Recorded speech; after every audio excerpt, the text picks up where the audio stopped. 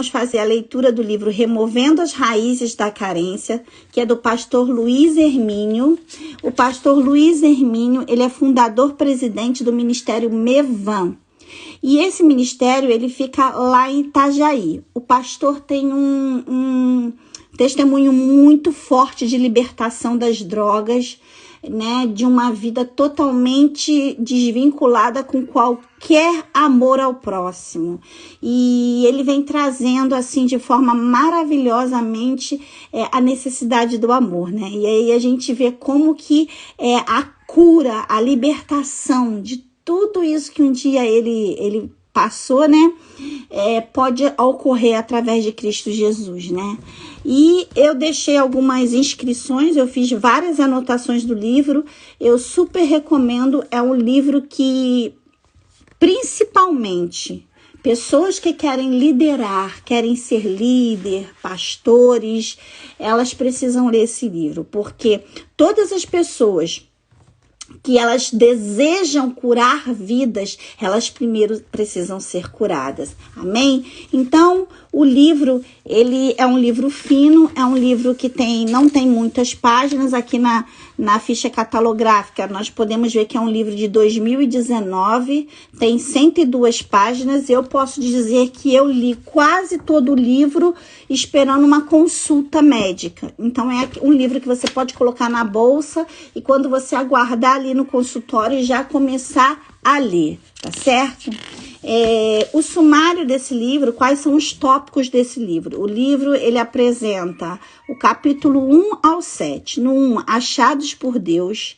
No 2, a descoberta do nosso propósito. No 3, minha identidade de filho. 4, removendo velhas estruturas. 5, o medo não combina com você. 6, a glória de Deus. 7, a cura está no amor e alguns conselhos práticos. Eu vou abaixar um pouquinho mais,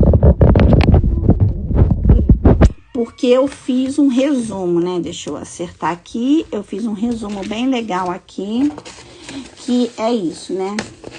Eu fiz esse mapa mental e coloquei, assim, um resumo geral do livro e depois eu vou finalizar com ele, porque ele é o final de tudo. Então, isso tudo aqui vai ser depois compartilhado aqui no meu perfil. Vocês vão poder ter acesso a esse material que eu vou deixar aqui numa postagem, tá? Vamos lá para o capítulo 1. No capítulo 1, primeiro ele faz uma introdução, ele vai falar que somos achados por Deus. E eu achei muito interessante que ele usa uma passagem de Davi, né? Lá o Salmo 89, que vai dizer que achei a Davi meu servo, né? Muitas vezes a gente fala que vamos ter um encontro, né? Que nós vamos buscar a Deus, vamos isso, vamos aquilo. E ele traz uma perspectiva um pouco diferente, começando aqui o livro falando que nós é que fomos achados por Deus. Não foi Deus, não fomos nós que aceitamos, mas de Deus que nos aceitou, porque Ele nos amou primeiro, porque Ele nos deu o Filho dele, foi Ele que nos escolheu. Então ele diz assim, o amor com Ele foi cuidado e transformou a nossa vida e liberta nossas mentes. Ou seja, Deus é amor e Ele nos amou primeiro. Ele nos criou, Ele viu que nós éramos obra-prima da sua criação e Ele nos desejou. Então, muito mais do que achar que a gente encontra Deus, na verdade, a gente permite abrir os nossos olhos espirituais e enxergar Deus ao nosso lado a todo momento, só que nós é que não estávamos vendo, amém? Então, é muito legal essa parte, né? E ele vai contando um pouquinho do testemunho de uma pessoa, de uma vida que eles cuidaram ali, né? E que nós precisamos cuidar dessas vidas. E ele diz assim, Deus tem os seus meios, Deus tem as suas formas. E quando ele escolhe alguém para uma grande obra, não importa o que os outros possam vir a pensar. O Senhor também ama os hippies e também nenhum engravatado conseguiria ou teria coragem de ir até eles. Não tenho dúvidas de que ele levantou o Tiago, que quem levantou o Tiago foi Deus. Hoje ele está com a sua esposa e 2 filhas atuantemente na obra. Isso aqui é o testemunho de um hippie que ele entregou uma fita cassete do seu testemunho para esse hippie veio a se converter, esse hippie foi ajudado pela igreja, ele fez um curso de missionários na Jocum e hoje ele é um pastor, sei lá, um missionário na Bahia. E ele vem dizer, Deus, ele quer usar qualquer um. A gente tem uma mania muito feia, né? De olhar para uma pessoa engravatada, muito bem alinhada, com uma voz maravilhosa, que canta muito bem. E aí a gente diz assim, Deus vai te usar grandemente, né? A gente, o profeta, sei lá, alguém. E a gente esquece que Deus, ele quer usar aquela pessoa que trabalha na casa de alguém para falar com o seu patrão. Deus quer usar o vendedor para você dar um sorriso e falar de Jesus também. Deus quer usar o médico, Deus quer usar o pequeno, a criança, Deus quer usar o seu filho, a sua filha dentro da sua casa. Deus quer usar o aluno, o professor, Deus quer usar o mendigo para você exercitar a sua fé, para você realmente demonstrar o seu amor. Então, muitas das vezes a gente estereotipa, né, uma visão de um missionário, de um pastor, né? Quem talvez olhasse para o Luiz Hermínio na situação que ele estava, traficante, drogado, uma pessoa envolvida com coisas que não são lícitas, né? Podemos dizer nos dias de hoje um marginal. Quem olharia para ele e pensaria que ele seria uma referência, não digo só a nível de Brasil, ele é uma referência mundial. Quem um dia, se nós com os nossos olhos humanos olhássemos, talvez nós diríamos, é um pobre coitado, condenado, vai para o inferno, não tem jeito, mas ele teve alguém que pagou um preço por ele. A esposa dele é o testemunho, né? Quem sabe conhece um pouco do ministério, sabe que ela lançou um livro, né? Um livro e tem ali contado o testemunho de fé, de perseverança, né? Ela poderia ter todos os motivos para ter tantas carências, tantas raízes no coração, mas ela entendeu que ela era amada do Senhor, que ela é amada do Senhor e que tudo aquilo que estava passando era um processo e que quando ela saísse daquele processo ela estaria mais forte, ela estaria preparada para curar vidas e mulheres que também estão magoadas pelos mesmos problemas que um dia ela passou. Como ela poderia falar para mulheres que estão passando este cenário de caos com seus relacionamentos, com seu esposo, com seu casamento? Como ela poderia tratar alguém se ela não viveu a dor que o outro sente? Olha, minha amada, é na sua maior dor que Deus quer te usar. Não pense que essa dor é somente uma tribulação passageira. É sim passageira, vai passar. Mas é na sua dor que Deus quer te usar. Ele está te preparando. Um médico, para ser médico, ele faz o quê? Um curso de medicina. Ele vai para um pronto-socorro. Ele vai socorrer doentes, enfermos, pessoas que estão entre a vida e a morte. Um advogado, para ser o advogado, ele vai assistir várias causas, várias atuações. Ele vai trabalhar no escritório de advocacia. Ele vai fazer um estágio ali para ele ser um bom advogado. Minha irmã, para você ser uma serva fiel, uma boa serva chamada por Deus para fazer a obra, você precisa passar pelas coisas que você está passando, porque Deus quer te usar naquilo que você mais tem sofrido. Ele quer te curar e através da sua cura você vai curar outras vidas. Amém? Então ele diz aqui, ainda na página 15, Deus quer fazer coisas sobrenaturais através da sua vida nesses últimos dias. E você precisa entender que não é necessário ser isso ou aquilo para ser usado por Ele. Na verdade, você deve sentir alguém apenas porque o Senhor ama você e porque você o ama e que deve trabalhar para o reino dele. Quando Deus chamou Pedro para cuidar da igreja, Jesus não perguntou: Pedro, você ama essas pessoas?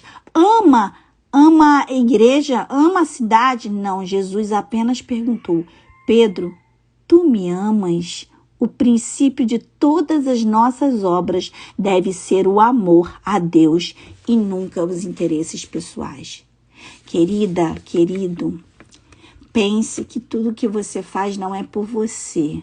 Hoje nós estamos acostumados a querer ir no culto e ouvir uma palavra para massagear o nosso ego, né? Para massagear o nosso ego, para dizer, meu Deus, eu tô precisando de uma porta, me dá uma resposta, eu tô precisando disso, né? Essa oração pedinte, não que a gente não possa pedir, podemos pedir, mas não é isso fundamental, não é sobre isso.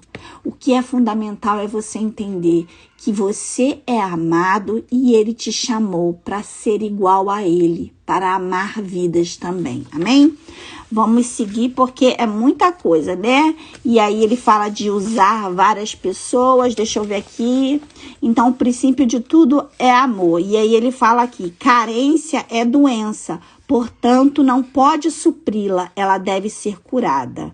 O que ele quer dizer com isso? Muitas vezes as pessoas, elas estão carentes, elas vão pro shopping gastar. Deixa eu tomar um golinho do meu café. Elas vão pro shopping gastar, ou elas acham que o marido, um filho, eu preciso ter um filho. Eu não tenho um filho, mas eu preciso ter um filho porque eu tenho uma carência. Olha, minha irmã, meu irmão, eu não sei. Eu não sei quem é você que está me assistindo, eu não estou conseguindo ver porque eu desativei os comentários, eu não sei quem está entrando aqui. Mas uma coisa eu sei. Deus, ele não quer usar você naquilo que você acha, mas é o que ele acha para você. Então, a carência é a doença, você não precisa de nada para se preencher e de nada para fazer a obra de Deus. Não pense que se Deus te der aquilo que você quer, você vai ser mais feliz e vai fazer melhor, não. Meus irmãos, eu digo por testemunho próprio, eu tenho desejos e sonho e busco, já falei várias vezes aqui, tenho sonhos que eu estou orando há mais de 18 anos. Há mais de 18 anos eu oro por algo, mas eu estou chegando num nível de que eu estou entendendo que Deus não quer aquilo para mim. Eu estou orando e se Deus não está realizando, amém. Eu estou fazendo uma obra sem Deus realizar aquilo que eu tenho orado. Eu não preciso ter aquilo que eu acho que é o melhor para a minha vida para fazer a obra do Senhor e para falar que Ele é bom, que Ele me ama. Eu estou aqui para dizer que Ele continua me amando, mesmo que eu não receba o que eu desejo, eu também continuo amando e que eu posso ser usada aqui, aonde eu estou, do jeito que eu estou, sem a bênção que eu acho que eu poderia receber. Eu só preciso que Deus, então, coloque no meu coração, não, você tem que seguir sem mesmo receber a sua bênção. Então, nessa manhã eu quero dizer para você que está esperando algo e diz assim, eu só vou fazer a obra do Senhor quando eu tiver aquilo, porque se o meu marido não for curado, não tem cabimento eu falar de cura. Se meu filho não for liberto, não tem por que eu falar de libertação, eu não tenho um filho liberto. Não, minha irmã. É desse jeito que você precisa falar. O pastor coloca aqui em algum momento do livro, eu não me lembro, de que quantas vezes ele tomou analgésico para subir no púlpito e para falar de cura e de pessoas saírem curadas do culto dele. Ele fala que Paulo tinha um espinho na carne e Deus permitiu que aquele espinho estivesse ali para que Paulo lembrasse que não é por ele. Não é por ele, Paulo, não é dele, mas é a graça de Deus que basta na vida dele. Esse é o princípio e é isso que nós precisamos entender, amém? Então vamos para o capítulo 2 do livro, ele vai falar muito de que a carência, primeiro no capítulo 1 ainda, ele tira do prumo, né? A gente acaba se cegando, não vendo, não conseguimos ver, não conseguimos compreender o que está acontecendo, porque a gente só tem o nosso pensamento voltado para aquela amargura, para aquela tristeza, para aquilo que ainda não aconteceu, ou por aquela pessoa que ainda não nos perdoou. Então, minha irmã, faça você primeiro, perdoa você primeiro, continue marchando, ainda que aquela pessoa nem olhe na sua cara, como acontece comigo de virar a cara na rua, mas eu perdoo, eu amo, eu oro, eu continuo fazendo a minha parte, porque nenhuma carência vai me tirar do prumo que Deus tem para mim. Amém? Então ele termina o capítulo 1 dando algumas dicas que diz assim: a carência não pode ser suprida porque ela é uma doença, ela tem que ser curada. Cure seu sentimento de rejeição, então sua liderança será eficiente. Esse livro é maravilhoso para líderes. Quando você vencer a rejeição, virá o tempo da aceitação e será eficiente, da aceitação. Você nunca vai aprender a lidar com a honra sem aprender a lidar com a desonra. Se decepcionar facilmente é colocar o foco em outro lugar que não é Jesus. Para de ser mimimi, para de ser crente mimimi. Ah, não gostam de mim, não olham pra minha cara bem, não me aceitam. Olha, sinceramente, dizer assim, eu não tô nem aí, talvez até soe forte demais para os irmãos, mas é exatamente isso. Eu não tô nem aí se gostam ou não gostam de mim. Eu simplesmente faço a minha parte sem ofender o meu irmão, né? Não é que eu não estou nem aí para as pessoas, né? Em uma das pregações do pastor Luiz Hermínio, ele fala: se você não está preocupado com as pessoas, então você está totalmente errado. Você tem que se preocupar com o ser humano, porque Deus, o nosso Deus, é um Deus relacional, é um Deus de relacionamento, mas não é isso. Na verdade, eu não me preocupo no sentido de me abater. Eu não me preocupo no sentido de não me paralisar. Eu vou tentar sempre fazer a minha parte. Eu vou tentar sempre fazer o meu melhor. Eu vou tentar sempre ser uma pessoa simpática, amável e fazer de tudo para que as pessoas, né? Eita, caramba, eu bati aqui, foi sem querer. Fazer de tudo para que eu leve a mensagem do nosso Salvador da melhor forma possível. Mas ainda que o coração dessas pessoas estejam fechados, elas só consigam olhar para os defeitos da irmã Luciana, elas só consigam olhar para mim para tirar pedras, eu ainda assim vou continuar, porque eu sei que quem me ama é Deus. Quem me chamou é Deus. Eu sei que o meu Salvador vive e é Ele que vai falar por mim. Então eu decido continuar, ainda que pessoas se levantem, porque eu não sou movida à voz do homem. Eu não sou medida pela voz do homem. E é isso que eu quero que vocês tirem nessa manhã, minha irmã. Você não é medida pela voz do homem. Você não é movida pela voz do homem. Quem te move é Deus. O teu combustível é Jesus. Amém? Então, no capítulo 2, gente, eu vou ter que acelerar, porque tem muita coisa pra gente aprender. No capítulo 2, eu coloquei aqui, acho que eu vou seguir o meu plano, que aí vai ser mais rápido, né? O propósito é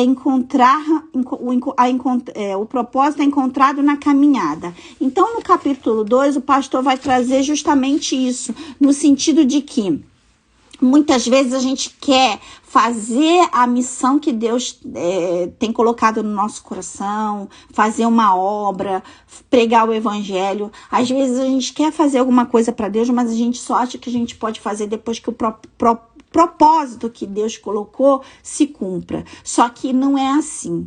Ele vem dizer aqui, e eu concordo em grau, número e gênero, que a gente encontra o nosso propósito, o propósito que Deus tem para a nossa vida na caminhada. Existem vários livros aí, nós lemos aqui o do Rick Warren, Uma Vida com Propósito, tem aqui no perfil do Instagram todo o livro lido, e ele vai dizer a mesma coisa que o pastor Luiz Hermínio está dizendo aqui. Você precisa participar do propósito. É na caminhada do propósito que você vai descobrir, né, o que Deus tem para você. Amém? E aí ele diz, só precisamos confiar, perseverar, principalmente abandonar projetos pessoais. Se você quer ser um grande homem, uma grande mulher de Deus, abandone seus projetos pessoais.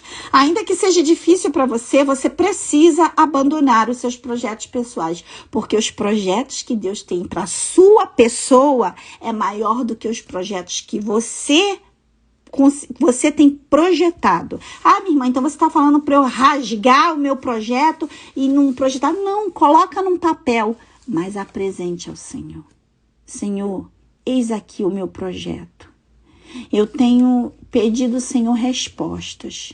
Se esse projeto realmente está no teu coração, que nessa minha caminhada ele venha se cumprir. Não se paralise ou fique esperando. Faça o que hoje você pode fazer. Se você é uma cozinheira, está numa cozinha, faça o teu melhor cozinhando e fale de Jesus aí. Se você é uma professora, mas eu queria ser sei lá, qualquer outra coisa, uma pastora e eu sou uma professora, sei lá, qualquer coisa que seja. Comece fazendo aí. Eu só sou uma dona de casa. Então comece aí na sua casa, fazendo aquilo que Deus já te colocou. Amém? Deixa eu ver se tem mais alguma coisa para eu destacar. Eu vou destacar essa aqui na página 31. Se não abandonarmos nossos projetos pessoais, não respeitarmos os processos, não confiarmos nos princípios do reino, na doutrina do evangelho e encargo pessoal que Deus nos deu, não vamos chegar a lugar nenhum. Por outro lado, não tente avançar por conta própria, copiar ministérios que deram certo. Não se desgaste tentando avançar para fora dos limites que Deus estabeleceu para você. Por que nos frustramos? Por que andamos tão cansados? Por que as coisas não fluem? Por que estamos funcionando no piloto automático? Tenho certeza que você já se viu em algum desses dilemas, mas já parou para pensar no que tem feito para o Senhor? Viver o evangelho não é cansativo, o ministério não é fatigante. O que causa esses sintomas é fazer o que não fomos chamados. Achei isso tão lindo e tão forte, né, para fazer. Estar envolvido em trabalhos que Deus não abençoou. Aleluia. Tá cansada?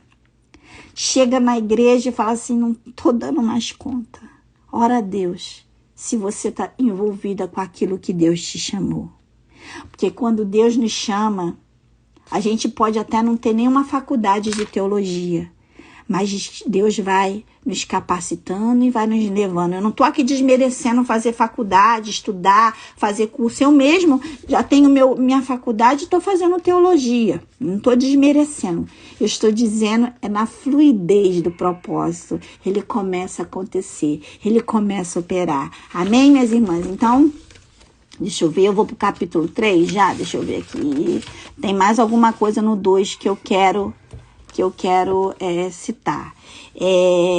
E aí, eu tô tendo muita luta, como é que tá sendo quando eu tô fazendo esse trabalho? E ele fala aqui, a unção atrai perseguição, né? Minha irmã, quando a gente é chamado, meu irmão, e é ungido pelo Senhor, a perseguição vai vir. Ele diz assim, sabe por que Davi foi rejeitado? Pelo que ele era, não pelo que ele fez? Ele era muito amado por Deus. A perseguição vinha de todos os lados, mas principalmente daquele a quem Davi servia, Saul. Mas enquanto Saul jogava a lança em Davi, Davi tocava a harpa para Saul. Por que você não aprende a tocar a harpa para quem lhe joga a lança também? Eu achei isso lindo, lindo, lindo. Então toca a harpa para aqueles que têm lançado lança na tua vida. Eu tenho aprendido isso. Olha, minhas irmãs, eu vou te dizer uma coisa. Eu antigamente era assim, eu ia para a igreja e eu achava que eu tinha que ser aceita naquela igreja, naquele ministério, né? Como eu tô na Assembleia de Deus e a gente vai sendo direcionada às vezes numa congregação, no outra, né? Eu participava numa congregação aqui perto da minha casa, que é da Matriz. E eu achava que eu tinha que ser aceita, que eu tinha que ser querida por todos. Eu tinha esse falso conceito. E aquilo ali só me fazia o quê, gente? Esfriar na fé. Porque eu chegava ali e eu estava preocupada se a irmã XYZ, ela gostava de mim, se ela ia rir para mim, se ela iria falar direito comigo. Mas desde o momento em que eu aprendi que eu tô ali para tocar a harpa, que eu tô ali para fazer o quê? Uma conta de somar, né? De multiplicar, e que eu não preciso ficar preocupada se a irmã X, Y ou Z vai hoje olhar alegremente para mim, ou vai falar bem de mim, ou se ela já falou mal de mim. Todo o meu relacionamento com Deus dentro da congregação, dentro da igreja, dentro da casa do Senhor mudou. Hoje eu não tenho essa necessidade. Eu não tenho. Como eu falei para os irmãos, eu tinha essa carência dentro de mim, essa necessidade de autoaceitação.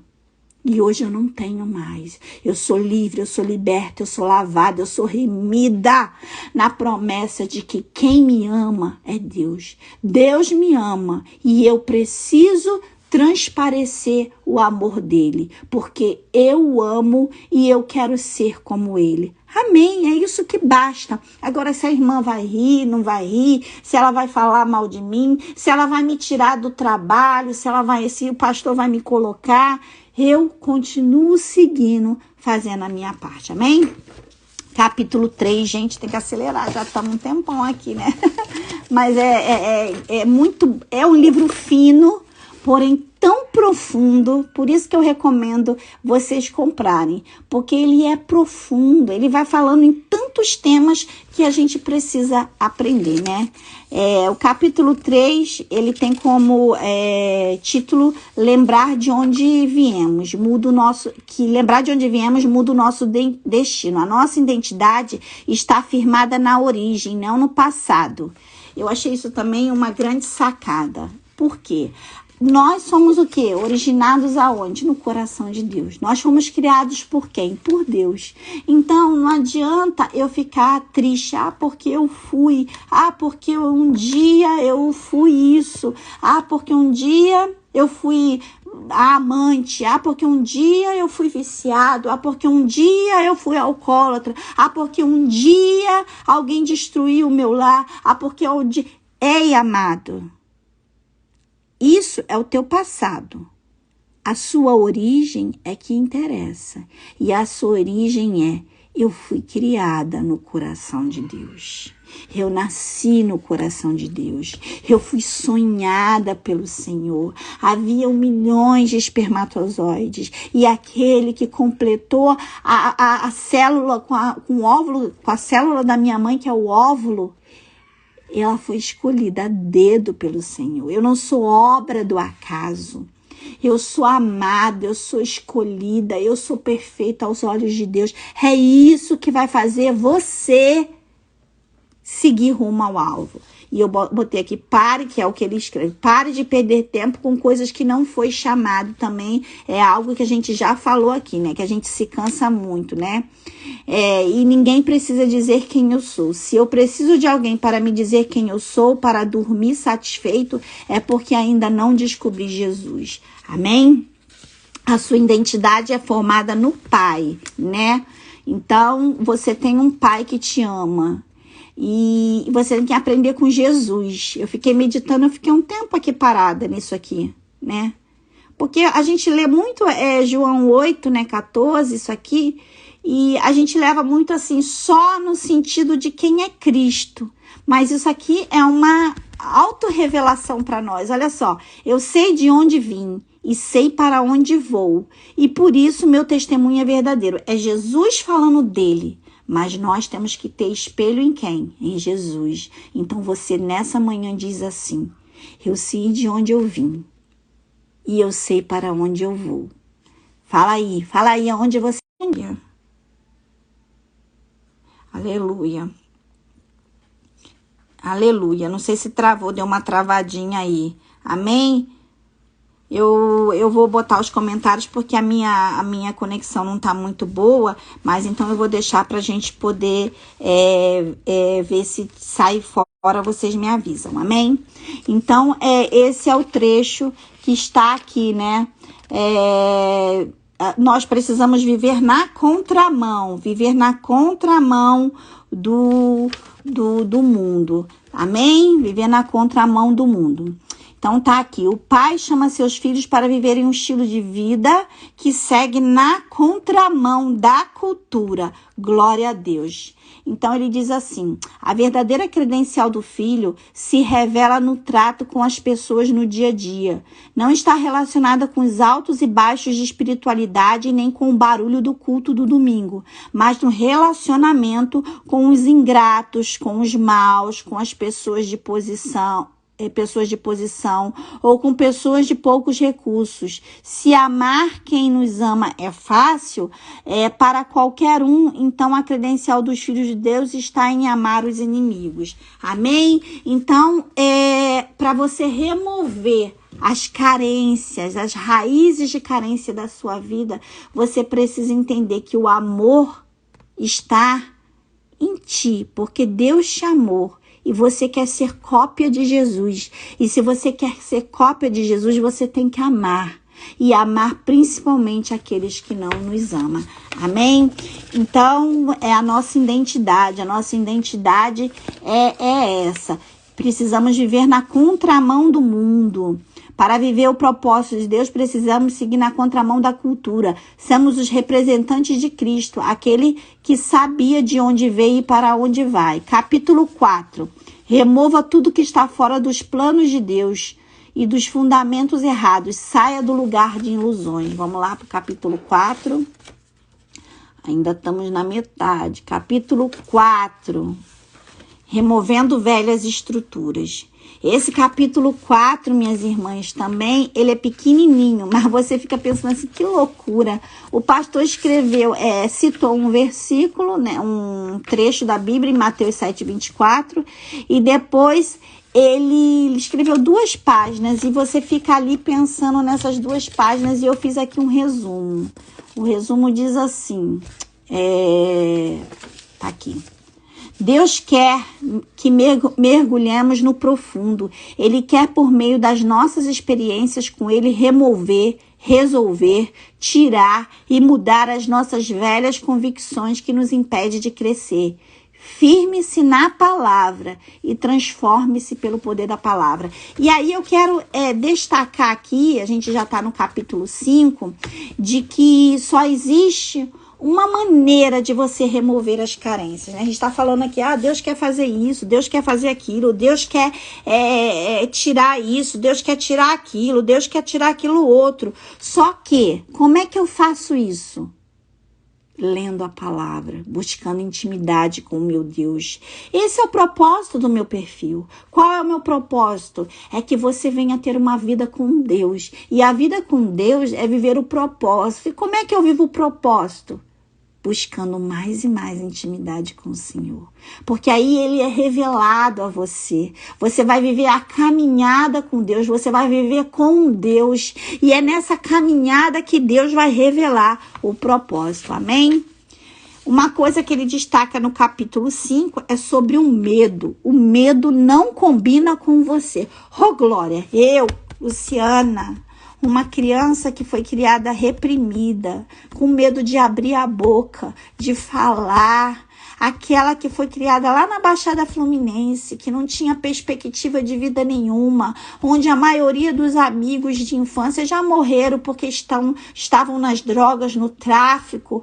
Aquele onde mulheres não tiveram um futuro tão brilhante, mas Deus me escolheu e eu não tive medo de seguir, eu venci os meus medos e nesta manhã eu digo para você, vença os seus medos, porque não é o nosso passado, como já foi falado aqui, é a nossa origem.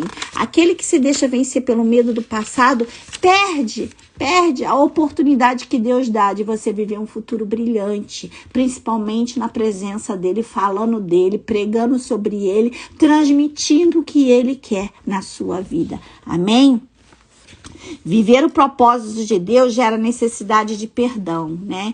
Então, isso é um outro assunto que ele traz aqui. Não tenha medo de perdoar, não tenha medo de buscar, né? E eu quero destacar aqui no capítulo, o 5 que eu tô, no 5, né? A construção da arca, né? Ele fala sobre isso, a arca por Noé levou muito tempo. E aí ele disse assim, eu achei isso tremendo, né? Ele diz assim, quando a gente vê a história de Abraão, que Abraão vai sacrificar ali, né, o filho, porque Deus pediu, na hora H, o que acontece? Deus proveu o cordeiro ali para o sacrifício. A arca poderia ser a mesma coisa, vai chover, né? Abraão não é amigo de Deus, né? O cara que tá ali, né? Que Deus tem amizade com ele, Deus podia prover.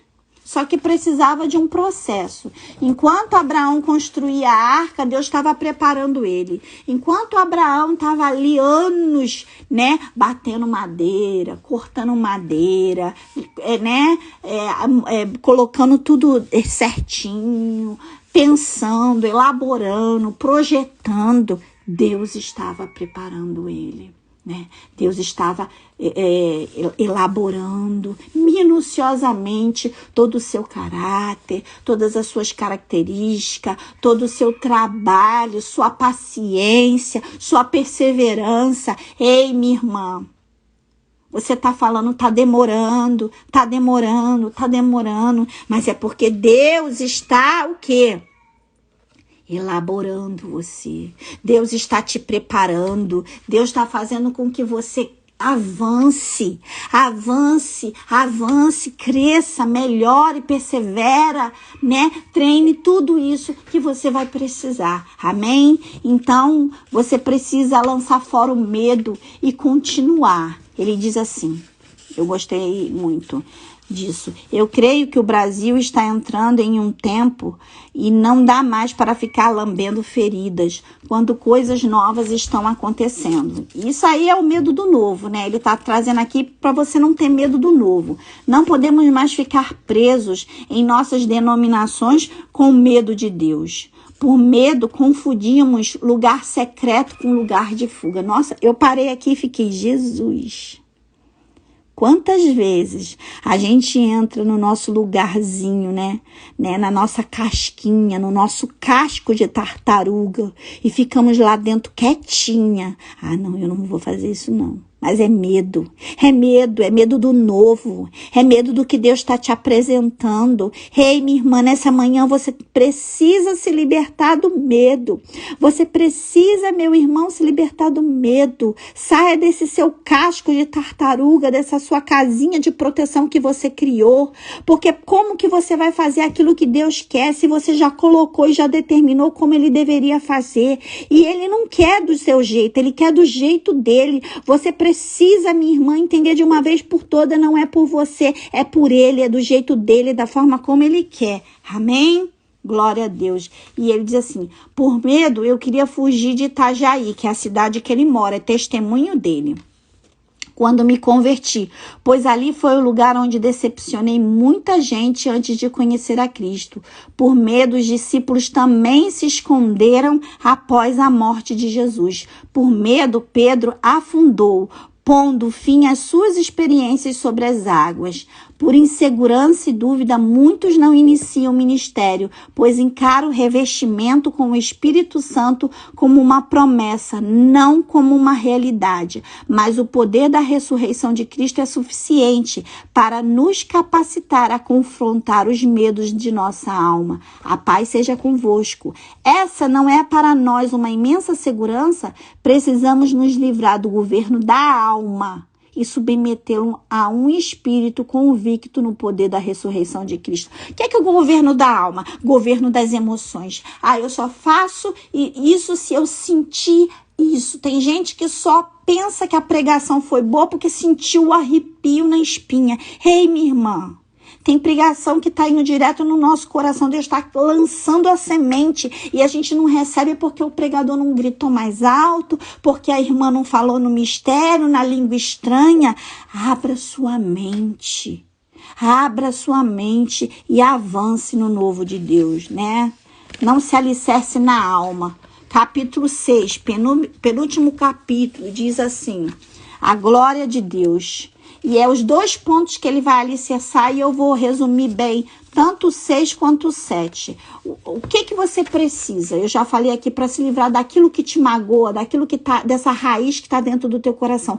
Talvez é uma mãe que não te amou, te abandonou, você foi largada com uma avó, foi criada com uma tia, ou mesmo num orfanato. Talvez foi um abuso, né? Um abuso sexual na infância, que você sofreu algo, eu não sei, talvez foi a traição do seu marido, que você não esperava, ou uma mentira, um segredo. Eu não sei qual é a raiz que está aí no teu coração te impedindo de avançar. Mas uma coisa eu sei, a receita para você se livrar de tudo isso é permitir que a glória do Senhor entre na sua vida. Você precisa ter a glória do Senhor. A palavra é clara com Paulo, somente a graça do Senhor nos basta. E ele diz assim: quando a glória de Deus vem para a sua vida, você também começa a olhar para os outros com olhos de bondade. Meus irmãos, eu tinha um péssimo defeito de olhar para alguém e quando eu via os defeitos ou algo que Deus me mostrava, eu já ficava com aquela pessoa, né? Não que a gente não deva ficar com o pé atrás, é óbvio que a gente tem que ficar com o pé atrás, mas a gente tem que ter um olhar de amor. E o que é um olhar de amor? Que aquilo que aquela pessoa está fazendo não vai ser o que, se ela realmente tiver o encontro com Deus, ela entender o propósito de Deus, não é o que vai defini-la. Ela pode ser transformada. E Deus a ama. Quem sou eu para não amá-la? Se eu quero ir para o céu, eu preciso amar. Então, eu comecei a olhar com mais amor para os irmãos. Então, esse é o convite. A gente precisa deixar a glória de Deus invadir a nossa vida. E ele diga assim, viva plugado na glória de Deus, né? Aí ele diz, não espere que alguém venha agitar as águas para você, né? Ou seja, aquele paralítico no tanque de Betesda, ele estava esperando ali alguém, o anjo agitar a água e alguém levar ele. Se você pode ir até lá, minha irmã, nessa manhã, vai em direção à glória de Deus. E o último capítulo, é o 7, não é isso? Deixa eu ver aqui nas minhas anotações, que eu fiz o resumo. Aqui é o capítulo 7, isso mesmo. Ame o outro, não porque ele é, mas porque é amor. Foi como eu já falei. E tudo isso você vai buscar na intimidade, na busca com o Senhor. Eu quero dizer aqui, ele contou aqui um testemunho muito forte, né? De um irmão que sempre recebia as pessoas na igreja dele com muito amor. E um irmão coreano que chegou, né, para visitar, perguntou por que ele dizia que amava e beijava e tudo mais. E ele diz, eu não o amo pelo que você é, né?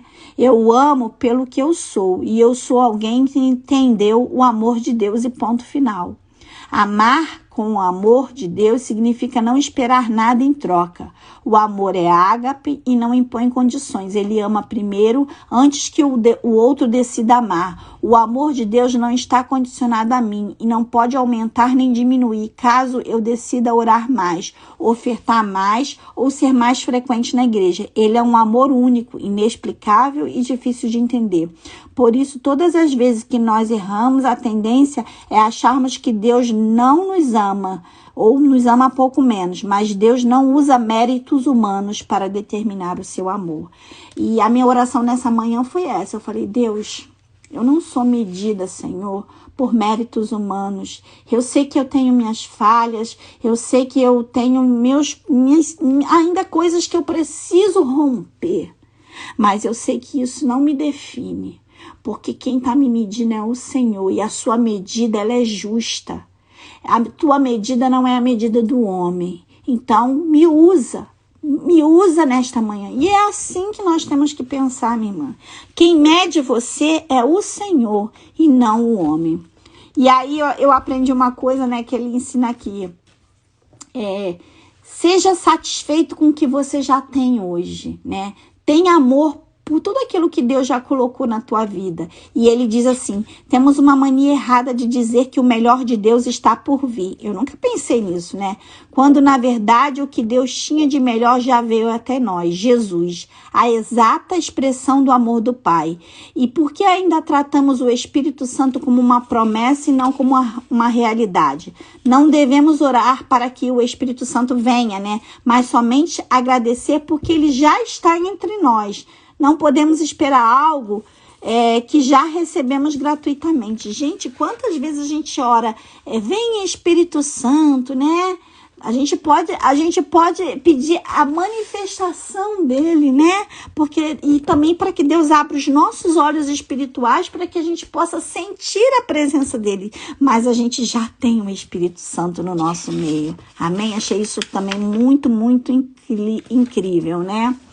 E é isso, né? O livro vai trazendo justamente esse convite que você venha ter um relacionamento com Deus. E eu gostei aqui no final, antes de fechar o livro, né? Por mais que não entenda o hoje, o que está acontecendo com você aí na sua casa, na sua igreja, na sua vida,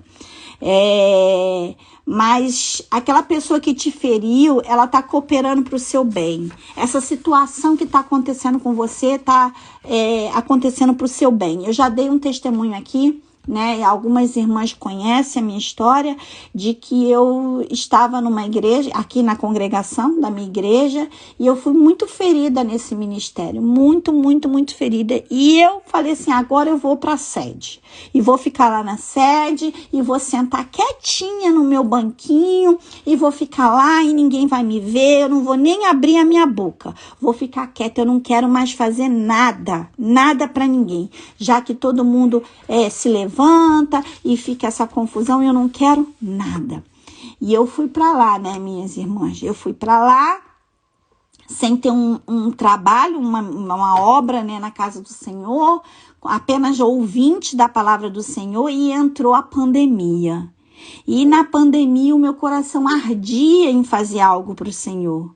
E foi aí, nesse momento, onde eu fui ferida, que eu abri esse Instagram, né? Eu abri esse Instagram e comecei, né, a falar com o Senhor que eu queria fazer algo para as irmãs. E aí eu comecei a postar, né, meus estudos, falar da palavra de Deus. Então, é exatamente isso que está escrito aqui. Aquela ferida foi aberta, mas ela só contribuiu para hoje eu estar aqui fazendo o que Deus quer que eu faça. Amém? Glória a Deus, né? E aí eu diz assim, eu recebo a glória de Deus na minha vida e Deus me ama. Eu fechei esse livro assim, né? E ele fecha o livro com conselhos práticos, né? Que eu vou resumir aqui na minha folha. Eu vou postar essas folhas, vocês fiquem ligados que ao longo do dia eu vou postar. Eu só preciso escrever um texto. Já embaralhei tudo, né? Que bênção. Eu já embaralhei tudo, eu não botei números. Número 5, aqui assim, peraí, 5, Deixa eu ver, cadê? Ah, tá aqui. Embaralhei tudo, tá aqui. Então, qual é o meu resumo do livro, né? Nesse mapa, eu gosto muito de fazer um mapa conceitual, né? O resumo é removendo as raízes da carência. Como é que eu faço isso? Acreditando que eu fui achada por Deus, que há um propósito na minha vida e eu tenho que ter uma vida como filha. Esses são os 3 princípios. Saber que eu fui achada, que há um propósito na minha vida e eu aceitar e viver como filha de Deus. A cura, ela vai chegar através da intimidade com Deus. E a intimidade, jejum, oração, leitura bíblica, uma vida de devocional, né? Como eu sempre falo aqui. E aí, com isso, você vai permitir que a glória dele transborde na sua vida. E no amor de Cristo você vai conseguir lidar com as situações do seu dia a dia. Esse é o segredo para a cura. A cura é isso. Tenha intimidade com Deus, que você vai ver que muitas coisas vão acontecer. Principalmente você vai ser capaz de remover velhas construções. velhas construções, para que você possa colocar os alicerces de Deus na tua vida, principalmente tirando o medo. E aí, ele vai deixar mais dicas no final do livro. Desfrute o que você conquistou. Se alegre com a vitória dos outros. Espere o seu tempo, o tempo da sua vitória no Senhor. Estabeleça prioridades, avalie o seu crescimento na obra, busque em Deus o seu chamado, não alimente a desesperança, não se cobre tanto, porque você pode errar, você tem as limitações humanas, e pare de correr atrás das coisas. Pare de correr atrás das coisas. Para a gente fechar aqui, eu quero ler. Você pode fazer a denominação crescer, o reino não. O reino quem faz crescer é ele. Pare de correr atrás de números, seja um cidadão do reino, plante e vá dormir, que Deus dará o que você precisa. Você não está vendo, mas ele está fazendo. Amém.